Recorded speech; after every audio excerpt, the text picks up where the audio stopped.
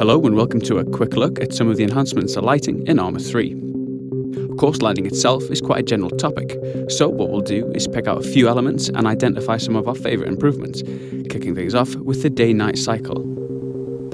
Now, this alone isn't a new feature for the Arma series, but it is worth mentioning that the progression of time can completely change the complexion of a scenario, and definitely, it's a big part of the sandbox potential of our games. Something that is new, however, is the enhanced richness of the nighttime scenes.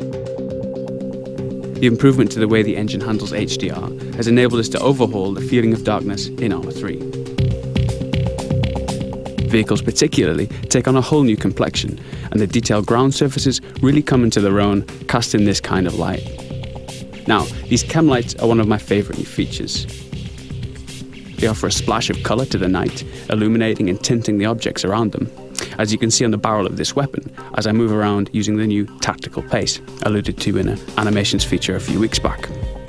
So, if we take a look at the same scene, but now from a little further away, we can really begin to see the differences that the number of lights in a scene can make. The flashing lights there are from a chopper, and the sweeping beam is its searchlight. Moving further out still, we're able to keep the whole structure of the airbase in the scene, which you might imagine is great for navigation or indeed acquiring targets. In our Stratus showcase, we saw a glimpse of the new muzzle flashes. Now let's take a look again, this time using something with a little more punch.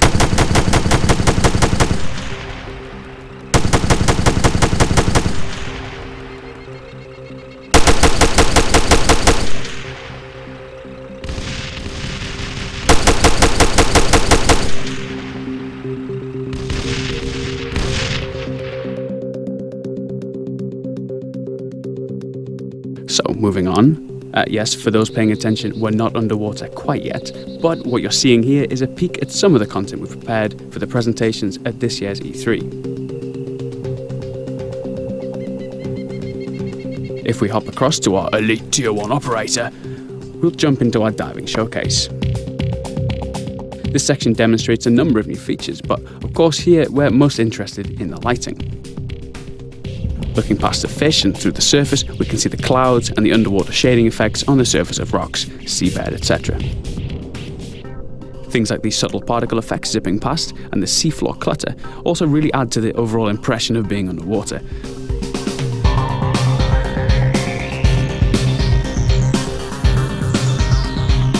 Okay, skipping ahead a little, we can spot some of the underwater mines. A wreck, a obligatory tuna fish, an STV just to the left behind that rock, and of course some OP4 divers.